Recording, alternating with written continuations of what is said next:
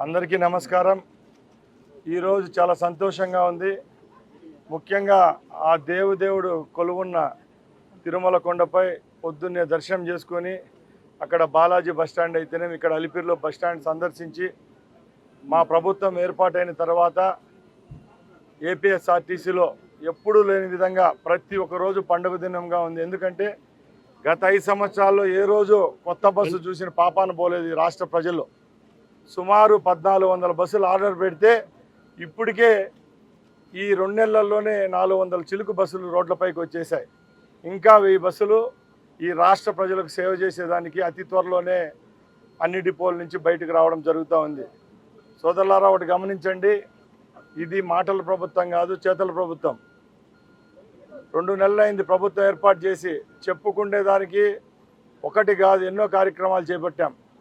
ముఖ్యంగా మైనస్లో ఉన్న రాష్ట్ర బడ్జెట్ను ఎవరైనా ముఖ్యమంత్రి అయితే పారిపోయే కాలాలు ఇవి.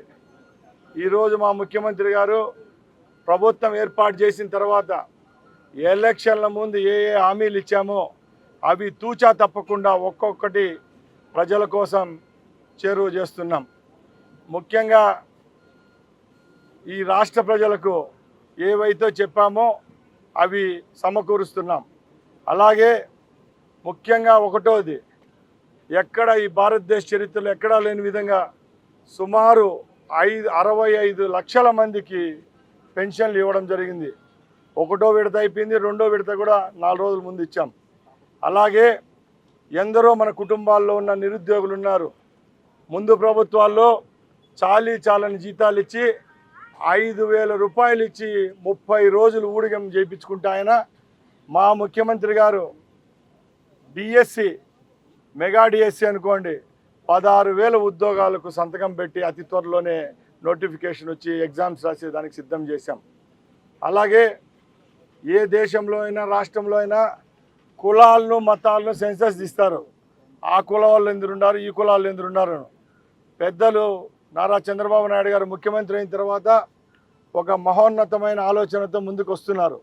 స్కిల్ సెన్సెస్ అని ఈ రాష్ట్రంలో ఎవరెవరు ఏ విధమైన నైపుణ్యతతో ఏ పని చేస్తే వాళ్ళ జీవన ప్రమాణాలు బాగుపడతాయి, వాళ్ళకు ఉద్యోగ అవకాశాలు ఇవ్వచ్చు అని చెప్పి ఈ రాష్ట్రంలో స్కిల్ సెన్సెస్ తీసేదానికి కూడా ఈరోజు మా ప్రభుత్వం సిద్ధం చేసింది.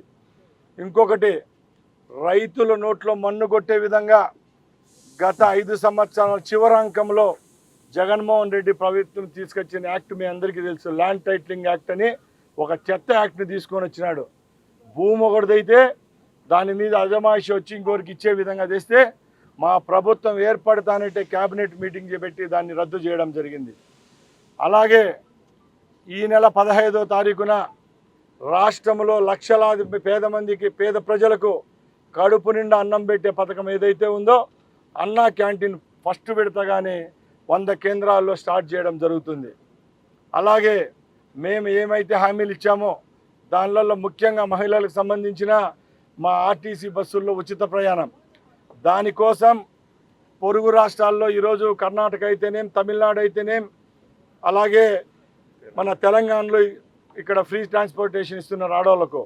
అక్కడ మా బృందాలు అయితేనేం, ఏపీఎస్ఆర్టీసీ సంబంధించిన వాళ్ళు మేము పర్యటించి ఈ రాష్ట్రంలో ఆ కార్యక్రమాన్ని ప్రవేశపెట్టే రోజుడికి ఏ విధమైన తప్పులు దొల్లకుండా మహిళామూర్తులు ఎవరైతే మా ప్రభుత్వానికి చేయూతనిచ్చి ఇంత భారీ మెజార్టీతో గెలిపించారో వాళ్ళ రుణం తీర్చుకునే విధంగా రాబోయే కాలంలో ఈ రాష్ట్రం అంతా ఉచిత బస్సు ప్రయాణం ఇస్తున్నాం.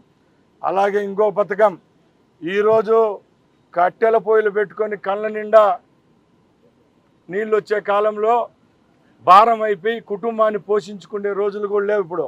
అలాంటి తరుణంలో మా ముఖ్యమంత్రి గారు ఒకటే చెప్పారు, రాష్ట్రంలో కూటమి ప్రభుత్వం అధికారంలోకి వస్తే తప్పకుండా 1 సంవత్సరానికి నేనున్నానంటూ 3 సిలిండర్లు ఫ్రీగా ఇస్తామన్నాం. ఆ పథకాన్ని కూడా దగ్గరలో చేరువ చేసే విధంగా ఈ రాష్ట్ర ప్రభుత్వం చర్యలు తీసుకుంటా ఉంది. అలాగే ఇంకా ఇసుక విసుకానికి వస్తే మీకు చెప్పాల్సిన అవసరం లే.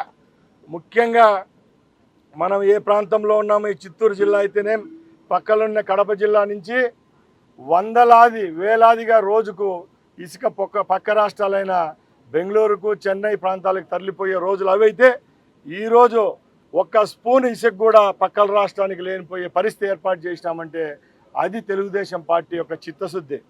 ముఖ్యంగా ఫ్రీ ఇసుక అని చెప్పాం. ఈరోజు ఎవరైతే లబ్ధిదారులు ఉన్నారో వాళ్ళందరికీ ఫ్రీగా ఇస్తున్నాం.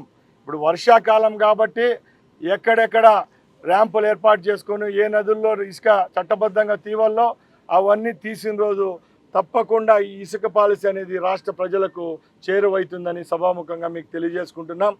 అలాగే ముఖ్యంగా నా శాఖపరంగా ఇస్తే ఏపీఎస్ఆర్టీసీ గురించి మీ అందరికీ తెలుసు. ఏపీఎస్ఆర్టీసీ గత పరిపాలనలో ఇంకా దిగజారిపోయింది. ఎక్కడ ఏపీఎస్ఆర్టీసీలో ఒక బస్సు కొనలేదు. అట్లయినా బస్సు కొనలేదంటే పక్కన పెడితే ఉద్యోగస్తులైనా బాగా చూసుకునే మహానుభావుడు అంటే అది కూడా లేదు. ప్రభుత్వం ఏర్పాటు అవుతానంటే 2019లో విలీనం చేస్తానని చెప్పాడు గవర్నమెంట్లో. ఆ విలీనం అయితే జరిగింది. ఏ విధంగా విలీనం అయిందంటే హాఫ్ బాయిల్డ్ ఎగ్ అక్కడ విలీనం చేసేసినాడు. జీతాలేమో ఆంధ్ర రాష్ట్ర ప్రభుత్వం జీతాలు ఇస్తూ ఉంది, కార్పొరేషను మిగతా కార్యక్రమాలు చేపడుతుంది. ఇలాంటి తెలిసి తెలియని పనులు చేసిన ఆ జగన్మోహన్ రెడ్డి పరిపాలన వేరే. ఇప్పుడు మేము ఒకటే చెప్తున్నాం, ఈ రాష్ట్రంలో ఏపీఎస్ఆర్టీసీ సంస్థ మనుగడ కావాలంటే తప్పకుండా ఏపీఎస్ఆర్టీసీకి మా ప్రభుత్వానికి ఏపీఎస్ఆర్టీసీలో ఉన్న కార్మికులు ఒక కన్ను అయితే ప్రయాణికుడు ఇంకో కన్ను కాబట్టి తప్పకుండా ఇక్కడున్న కార్మికుల సమస్యపై రాబోయే 5 సంవత్సరాల్లో శక్తి వంచన లేకుండా పోరాడేదానికి నేనైతేనే మా ఏపీఎస్ఆర్టీసీ యాజమాన్యం సిద్ధంగా ఉందని తెలియజేసుకుంటున్నా. జై హింద్, జై తెలుగుదేశం. ముఖ్యంగా నిన్న పొంగునూరు నియోజకవర్గంలో పర్యటించడం జరిగింది. చాలామంది సోదరులు నాకంటే సీనియర్లు ఉంటారు, మీడియా మిత్రులు, మీ అందరికీ తెలుసు. మన రాయలసీమ ఎంతో వెనుకబడిన ప్రాంతం. ఎవరైనా రాజకీయ నాయకులు చిత్తశుద్ధిగా పనిచేయాలంటే నిజాయితీగా గుండె నిబ్బరంతో మనకెవరైతే ఓట్లు వేసి గెలిపించారో ఆ ప్రజల కోసం మనం చేయూతనివ్వాల. అంతే తప్పక మనం రాజకీయంగా ఎదిగేదానికి, మన కంపెనీలు బతికేదానికి మనం చేస్తే ప్రజల యొక్క తిరస్కరణకు గురవుతారనే దానికి సాక్ష్యము నిన్న పొంగునూరులో జరిగిన ఇన్సిడెంట్ అని చెప్తున్నా. ఎందుకంటే ఎక్కడైనా రైతు అనే వానికి నీళ్లు కావాలా, ఆ నీళ్లు కావాలనుకున్నప్పుడు ప్రాజెక్టులు కట్టాలా. అట్లా చాలామంది కోట్లాది మంది రైతులు భూములు కోల్పోయి ఉంటేనే ఒక నాగార్జున సాగరో లేకపోతే శ్రీశైలం ప్రాజెక్టో అలాంటి ప్రాజెక్టులు కట్టినామంటే ఆ రైతులు ఇచ్చిన భూములతోనే కట్టింటాం. ఆ రోజు ఆ పనులు జరిగితే ఈరోజు పెద్దిరెడ్డి లాంటి మాజీ మంత్రి ఏం చేశాడంటే ఆయన ప్రాంతంలో కొన్ని వందలాది రైతులకు అన్యాయం చేస్తూ ఎక్కడైతే ఆ ప్రాజెక్టు కడుతున్నాడో అక్కడ ఫీజిబిలిటీ లేకుండా కూడా అక్కడున్న రైతుల భూములు మునకలకు గురవుతున్నా కూడా 2.5 సంవత్సరం పోలీసులు రౌడీలు ప్రహారంతో మీడియా వాళ్ళని కూడా అక్కడికి పోనీయకుండా సుమారు 1000 కోట్ల రూపాయలు ఖర్చు పెట్టి ఆవులపల్లి రిజర్వాయర్ కట్టేదానికి ఆయన శంకుస్థాపన చేశాడు. అట్లయినా పూర్తి చేశాడా? లేదు. ఆ సమస్య ఎన్జీటీ దృష్టికి పోయింది. జగన్మోహన్ రెడ్డి గురించి మీకు తెలుసు. ఆయన జైల్లో ఉండి ఏ పని రాష్ట్రంలో మొదలు పెట్టాలన్నా అది కూడా కోర్టుకు పోవాల్సిందే.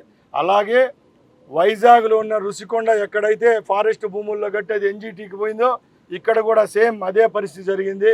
అక్కడ రైతులు అడ్డపడ్డారు, ఆ పని ముందుకు జరగలేదు. మా ప్రభుత్వం చిత్తశుద్ధిగా నిజాయితీగా రైతులకు నీళ్ళు ఇవ్వాలంటే ఇంకో రైతు గొంతు మీద కత్తి పెట్టి ప్రాణం తీయడం కాదని తెలుసు మాకు. కాబట్టి తప్పకుండా న్యాయపరంగా అక్కడ రైతులకు జరిగే సమస్యల మీద పోరాడతాం. ప్రభుత్వం దృష్టికి తీసుకొని పోయి రైతులందరినీ ఒప్పించి అది జరిగితే ప్రాజెక్టు కడతామే తప్పక కాంపెన్సేషన్ ఇచ్చి, లేకుంటే ఆ ప్రాజెక్టు జోలికి పోమని మేము తెలియజేసుకుంటాం.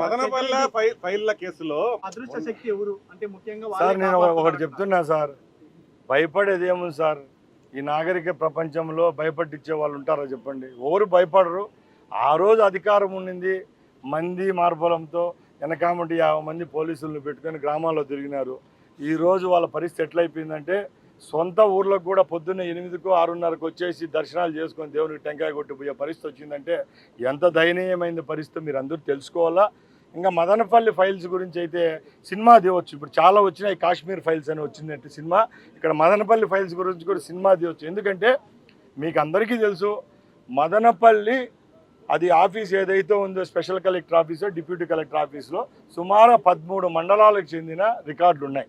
ఆ 13 మండలాలు ఎవరి పరిధిలో ఉన్నాయి, అక్కడ ఎవరు శాసించారు 5 సంవత్సరాలు అందరికీ తెలుసు. అక్కడ 22A సంబంధించిన అసైన్ ల్యాండ్స్కు సంబంధించిన ఏమైతే డాక్యుమెంట్స్ ఉన్నాయో ఆ రోజు ఆ ఘటనకు 10 రోజుల ముందు ఎవరైతే అక్కడ రెక్కి నిర్వహించిన మాధవరెడ్డి అని ఆయన ఎవరున్నారో, అలాగే ఎంపీకి 30 ఏళ్ళ నుంచి ఎంపీ ఎమ్మెల్యేకి పిఏగా ఉన్న తుకారాము, ఇలాంటి వాళ్ళందరూ ఉన్నారంటే దాంట్లో ఇంక మేము చెప్పేది ఏముంది సార్. తప్పకుండా ప్రజలందరికీ తెలుసు. ఆ విషయంలో అయితే వెనుకడిపోయే ప్రసక్తే లేదు.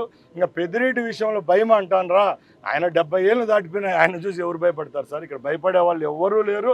ముఖ్యంగా గత ప్రభుత్వం చేసిన తప్పులు మేము చేయదలుచుకోలేదు. ఎందుకంటే ఆ రోజు చట్టాన్ని చేతిలోకి తీసుకొని అందరి గొంతు మీద కత్తి పెట్టినారు కాబట్టి ఎన్ని సీట్లు వచ్చాయో మీ అందరికీ తెలుసు.